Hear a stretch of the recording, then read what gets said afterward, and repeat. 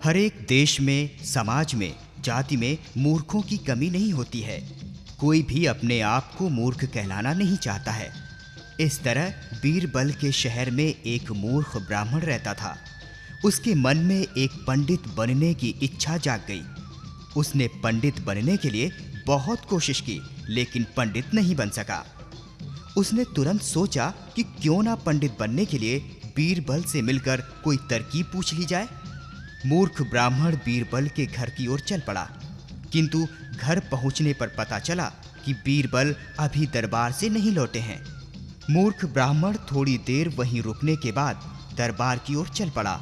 अचानक रास्ते में ही उसकी बीरबल के साथ भेंट हो गई। मूर्ख ब्राह्मण ने हाथ जोड़कर प्रार्थना की।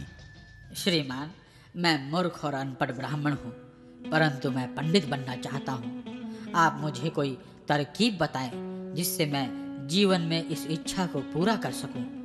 ये बात सुनकर बीरबल ने कहा, हे ब्राह्मण, आप घबराइए मत। इसके लिए मैं तरकीब बताता हूँ। तुम किसी बीच बाजार में खड़े हो जाओ। वहाँ जब कोई तुम्हें पंडित कहकर बुलाए तो तुम उसे मारने दौड़ना।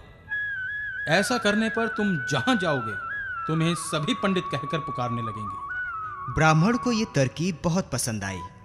मूर्ख ब्राह्मण एक दिन भीड़ भाड़ वाले बाजार के बीचों बीच खड़ा हो गया। इधर बीरबल भी वहां पहुंच गए। उन्होंने वहां खेलते छोटे छोटे बच्चों को एकत्र किया और उन्हें धीरे से कुछ समझाया। बस थोड़ी ही देर में मूर्ख ब्राह्मण को चारों ओर से पंडित पंडित की आवाजें आने लगी। मूर्ख ब्राह्मण बच्चों को मारने दौड़ पड़ा।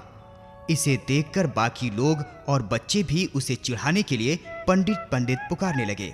वह उन पर चिढ़ता और मारने दौड़ता। इस प्रकार मूर्ख ब्राह्मण कुछ ही दिनों में पंडित नाम से मशहूर हो गया। इस प्रकार धीरे धीरे लोगों और बच्चों ने चिढ़ाना बंद कर दिया, लेकिन उसका नाम पंडित पड़ गया। इस प्रकार मूर्ख ब्राह्मण का लक्ष्य पूरा हो गया। मूर्ख ब्राह्मण ने अपनी वेशभूषा भी धारण कर ली। सुंदर और स्वच्छ धोती कुर्ता पहने और माथे पर तिलक लगाए ब्राह्मण पंडित बन गया। एक दिन मूर्ख ब्राह्मण पंडित की वेशभूषा धारण करके बीरबल को धन्यवाद देने उनके घर पहुंच गया। बीरबल मूर्ख ब्राह्मण को देखकर मुस्कुरा दिए।